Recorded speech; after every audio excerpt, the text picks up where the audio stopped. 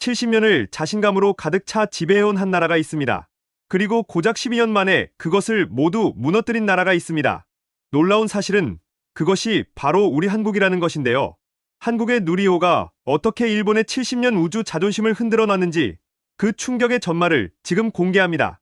1950년대 아시아의 상황은 극명하게 나뉘어 있었습니다. 한국은 한국전쟁의 폐허 속에서 극빈 국가로서 생존 자체가 목표였고, 일본은 미국의 원조와 지원을 받으며 이미 산업 재건의 길을 걷고 있었습니다. 그런 가운데 일본은 과감한 결정을 내립니다. 1955년 바로 아시아 최초의 우주 개발 프로젝트를 시작한 것입니다. 당시로서는 거의 미치광이 같은 결단이었습니다. 어디 국가도 보장할 수 없는 미지의 영역으로 뛰어든 것이죠. 하지만 일본의 집념은 엄청났습니다. 1970년 일본은 람다 4S 로켓 발사에 성공하고 아시아 최초로 인공위성을 우주 궤도에 올리는 성과를 거둡니다. 더욱 놀라운 것은 이 성공 덕분에 일본이 세계의 네 번째 우주강국이라는 타이틀까지 거머쥐게 된 것입니다. 미국, 소련, 프랑스에 이어 일본. 이것이 바로 일본이 누렸던 영광입니다. 그 시절 한국은 어땠을까요? 우주산업이라는 단어 자체가 생소했습니다. 한국이 생각해야 할 것은 하나였습니다. 어떻게 먹을 것을 마련할 것인가. 하지만 일본은 그 70년 가까이를 우주강국으로 군림하며 아시아 최고의 기술력을 자부하고 있었습니다. 이 격차는 단순한 기술 격차가 아니었습니다. 그것은 자존심의 격차였던 것입니다. 역사가 뒤집어지는 장면은 언제나 그렇듯 비극적으로 시작됩니다. 일본이 70년을 우주 기술에 쏟아붓는 동안 한국의 우주 개발 본격 시작은 고작 2013년이었습니다. 30여 년의 시간 차이입니다. 그동안 한국은 뭘 했을까요? 나라 재건, 산업화, 반도체, 조선, 배터리. 이 모든 것을 동시에 추격해야 했습니다. 국가의 생존 자체가 걸려 있었던 시대였습니다. 우주 같은 건 꿈도 못 꾸던 시절이었죠. 그래서 일본은 조롱했습니다. 한국은 100년 지나도 일본의 우주 기술을 못 따라온다. 우주 로켓. 한국이 불가능에 가깝다. 이런 말들이 일본의 입에서 흘러나왔습니다. 그리고 솔직히 말해서 그들의 평가는 틀리지 않아 보였습니다. 경제력 차이, 연구 기간의 차이, 투자 규모의 차이. 모든 것에서 일본이 우세였습니다. 한국은 정말로 무모한 도전자였습니다. 아무도 응원하지 않았고 많은 사람들이 비웃었습니다. 국내에서도 이런데 돈을 써야 하나라는 의문의 목소리가 있었습니다. 하지만 여기가 중요합니다. 한국의 기술자들은 조용했습니다. 그들은 조롱을 받으면서도 묵묵히 밤을 새웠습니다. 끝없는 계산, 끝없는 실험, 끝없는 실패들을 견디며 조롱을 실력으로 뒤집는 준비를 하고 있었던 것입니다. 이것이 바로 성공의 시작이었습니다. 그런데 여기서 재미있는 일이 벌어집니다. 누가 흔들리기 시작했을까요? 한국이 아니라 일본입니다. 일본은 1970년대부터 미국의 기술을 들여와 대형 로켓 개발을 시도했습니다. H2 로켓, H2A 로켓, H2B 로켓. 여러 번의 업그레이드를 거쳤지만 결과는 참담했습니다. 성공과 실패가 반복되는 롤러코스터 같은 길이었습니다. 특히 충격적이었던 것은 1990년대입니다. 일본이 야심차게 시작한 완전 국산 기술 프로젝트가 여러 차례 폭발하고 실패로 이어진 것입니다. 이것은 단순한 기술적 실패가 아니었습니다. 일본의 자부심이 무너지는 경험이었던 것입니다. 결국 그 프로젝트는 폐기되었고 일본은 큰 굴욕감을 맛보게 됩니다. 그렇다고 끝이 아니었습니다. 2023년과 2024년에도 일본의 최신 로켓 H3가 잇따라 실패합니다. 이 연속된 실패들은 일본의 자존심에 깊은 균열을 만들기 시작했습니다. 그리고 정확히 그 순간이었습니다. 일본의 전문가들과 언론이 깨닫기 시작한 것은 한국이 조용하지만 놀랄 만큼 빠르게 추격하고 있다는 사실이었습니다.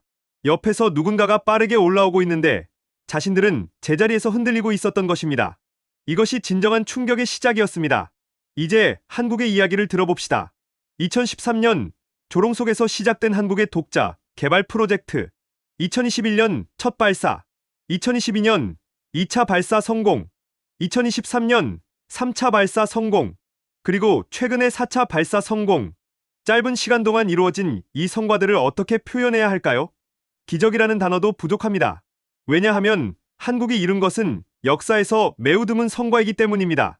세계에서 단 6개국만 가능한 기술. 그것이 바로 자국 기술로 만든 로켓을 성공적으로 발사하는 것입니다. 미국, 러시아, 유럽, 중국, 일본, 인도, 그리고 이제 한국이 가입하게 된 것입니다. 더욱 놀라운 것은 그 속도입니다. 일본은 70년을 걸려서 이 자리에 올랐습니다.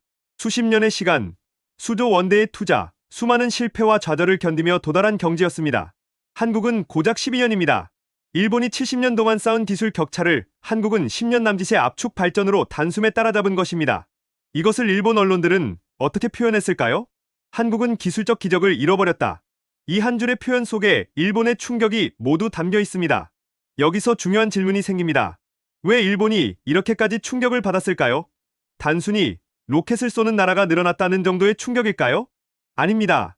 훨씬 더 깊은 차원의 충격입니다. 누리호는 평화 목적의 과학 탐사용 로켓입니다. 그것이 공식적인 명칭이고 목적입니다. 하지만 외국, 특히 일본이 긴장하는 이유는 따로 있습니다. 왜냐하면 누리호에 탑재된 기술이 ICBM의 핵심 기술과 거의 동일하기 때문입니다. 이것을 풀어서 설명하면 이렇습니다. 200톤급의 거대한 로켓을 수직으로 쏘아 올립니다.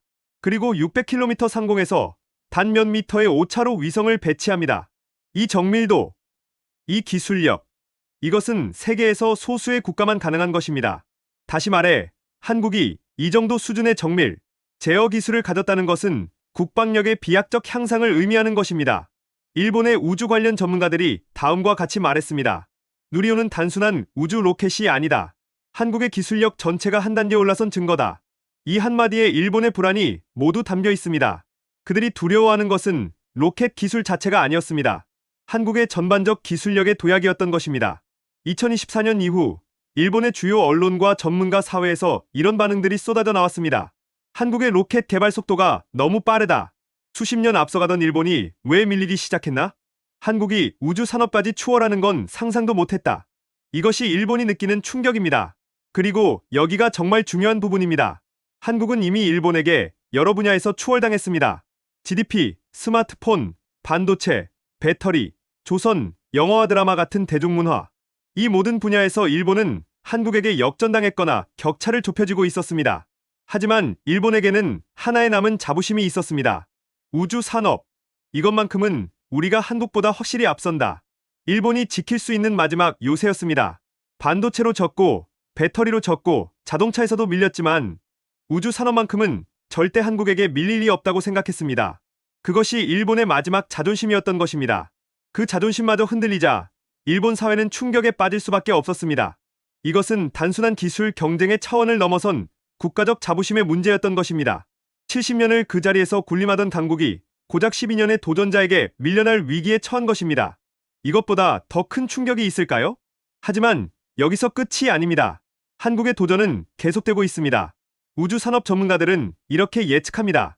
지금 속도라면 한국은 5년 안에 우주산업에서도 일본을 완전히 추월할 것이다. 왜 그런 예측이 나올까요? 증거를 봅시다. 첫째, 누리호는 이미 완전 국산화되었습니다. 외국에 의존하는 기술이 거의 없습니다. 언제든 원하는 만큼 발사할 수 있다는 뜻입니다. 둘째, 한화 같은 민간 우주 기업들이 본격적으로 진입하고 있습니다. 더 이상 정부 주도의 프로젝트만이 아니라 민간 자본이 우주 산업에 몰려들고 있는 것입니다. 셋째, 다음 세대 우주 현무 미사일 개발이 진행 중입니다. 이것은 누리호의 그 뒤를 이을 더욱 강력한 플랫폼이 될 것입니다. 넷째, 우주 군사 시장과 상업 시장이 동시에 성장하고 있습니다.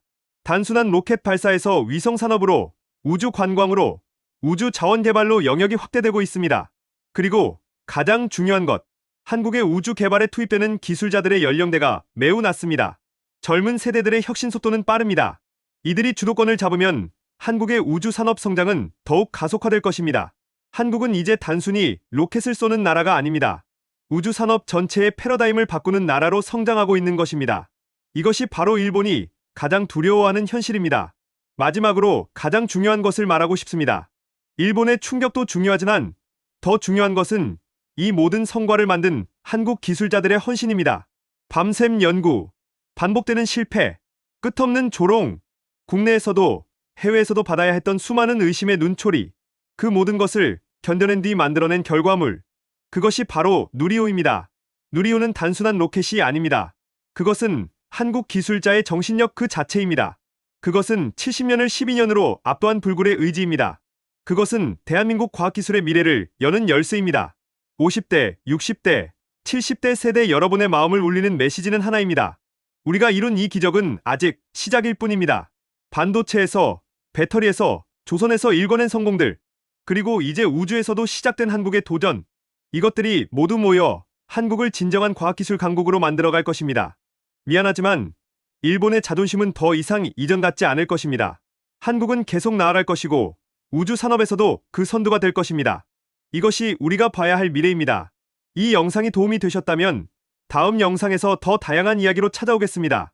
여러분의 구독과 좋아요, 그리고 댓글은 저희 채널을 더욱더 성장시킵니다. 함께 해주셔서 감사합니다. 시청해주셔서 감사합니다.